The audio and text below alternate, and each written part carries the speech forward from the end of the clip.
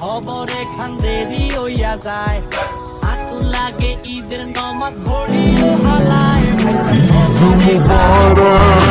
মুবারক ঈদ মুবারক মিন্নিল বানিল উয়ানুম ঈদ মুবারক দেরি হইয়া যায় আতু লাগে ঈদের নমাজ ভরিও হালায় ভাইসাব খবরে খান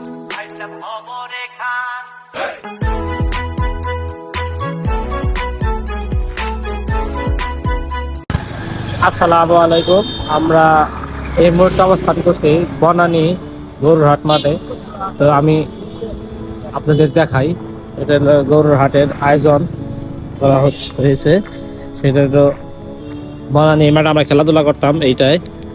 তো আমি চ্যালেঞ্জ করে বলতে পারি যে টাঙ্গাইলে এত সুন্দর গরুর হাট আর কোথাও নাই, একমাত্র আমাদের টাঙ্গাইলে। যে 1 নং 2 নং 3 নং থেকে আয়োজন করা গরুর হাটটা অনেক জনপ্রিয় একটা হাট হবে আগামীতে। এটা অনেক নাম হবে, আপনারা সবাই দেখতে পারবেন। কারণ এত আয়োজন, এত পাওয়ারফুল জায়গা আর এত সুন্দর স্পেস, এটা আর কোথাও পাবে না। গরু কিনে একদম স্বাচ্ছন্দ্য বোধ করে বাসায় নিয়ে যেতে পারে, কোনো গ্যাঞ্জাম নাই, কোনো কিছু নাই।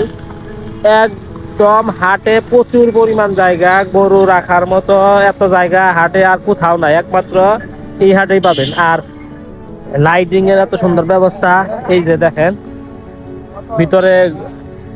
ভিতরে ঢোকার জন্য, তারপরে সব গেট করা আছে। এইদিকে এই যে একটা হাসিল কাটার জন্য আছে, সব কম হাসিলে সবকিছু বিক্রি হবে। এই যে রাত্রিবেলার সব কিছু আমি দেখাচ্ছি, সেটা হলো।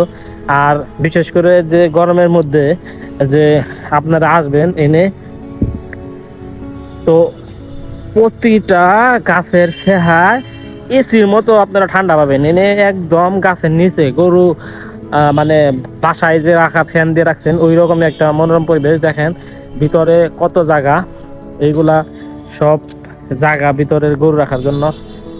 এক কথায় বলতে চাই, এত সুন্দর জায়গা, এত সুন্দর গরুরহাটের যে একটা উৎসব মুখর পরিবেশ আর কোথাও নাই।